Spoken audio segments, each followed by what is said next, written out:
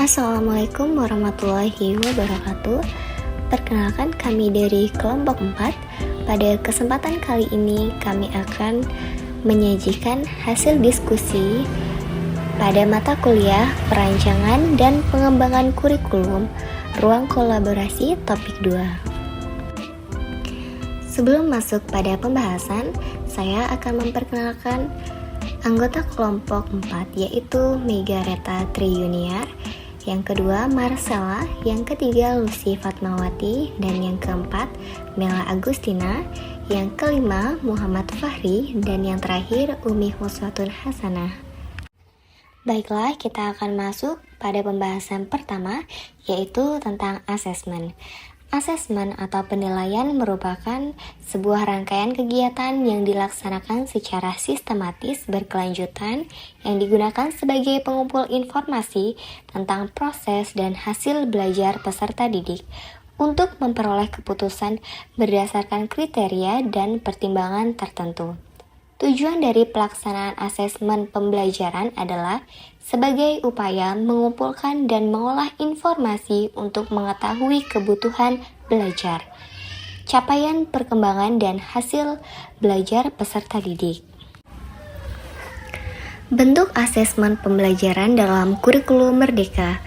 Dalam pelaksanaan pembelajaran yang menggunakan kurikulum merdeka, Peraturan Menteri Pendidikan, Kebudayaan, Riset dan Teknologi tentang standar penilaian pendidikan anak usia dini, pendidikan dasar, dan pendidikan menengah, Pasal 9, Nomor 21, Tahun 2022 menyebutkan bahwa penilaian hasil belajar peserta didik dilakukan menurut tata cara yang disebutkan dalam pasal 3 sampai 8 sebagai berikut.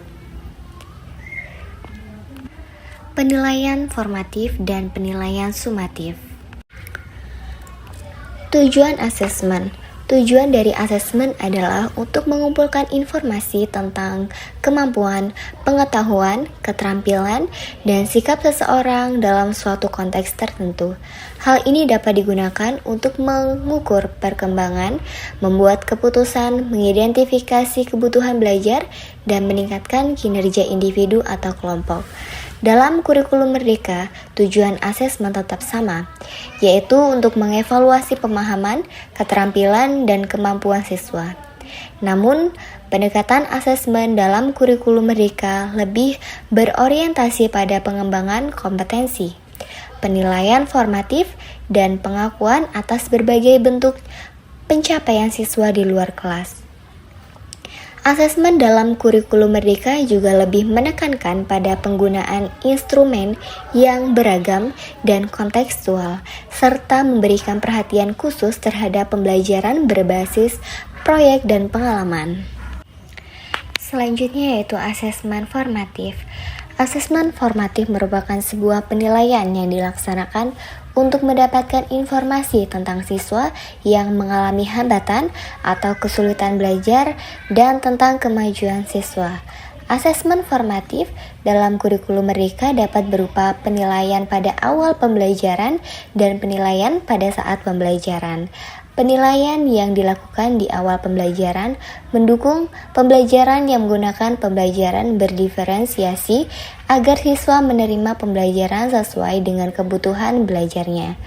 Asesmen formatif selama pembelajaran dapat dijadikan sebagai dasar refleksi terhadap pembelajaran secara keseluruhan, yang dapat dijadikan acuan untuk perencanaan pembelajaran dan koreksi bila diperlukan.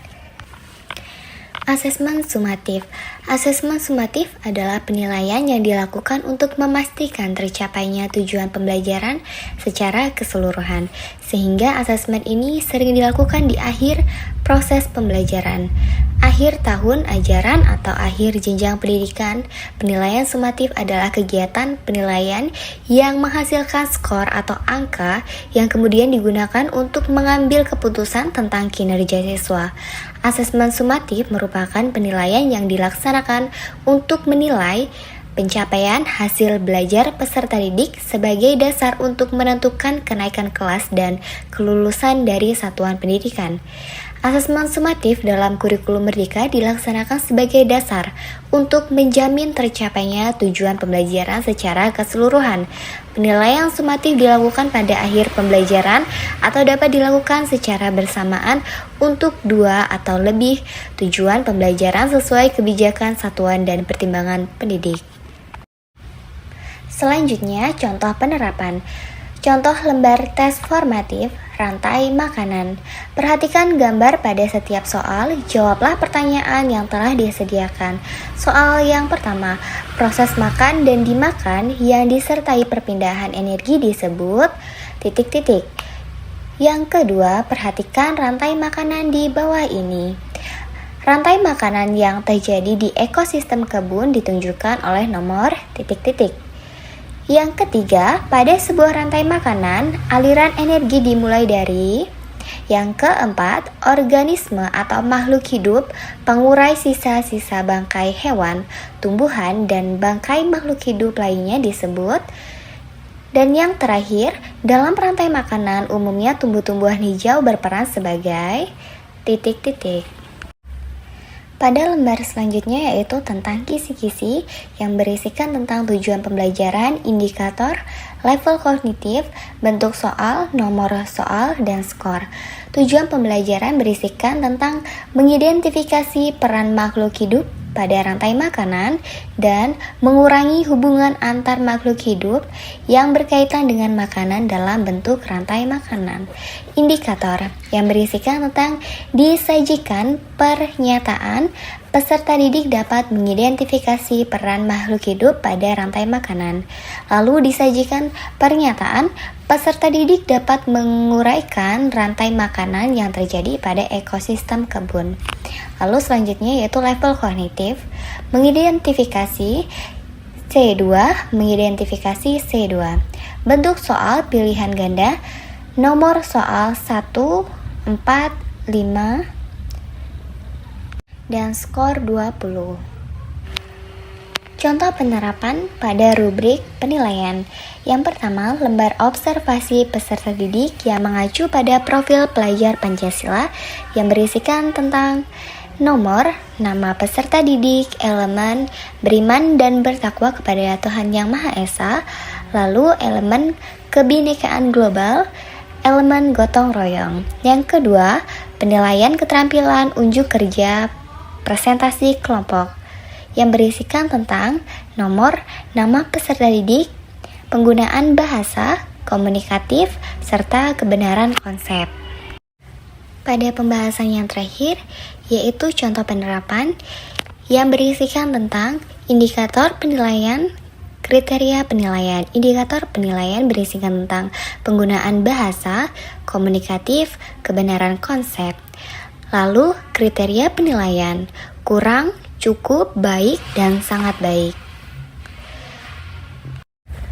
Pada kriteria penilaian kurang yaitu mencakup menggunakan bahasa yang baku, kurang baik, dan belum terstruktur, lalu membaca catatan sepanjang penjelasan, dan belum menjelaskan materi presentasi mengenai rantai makanan.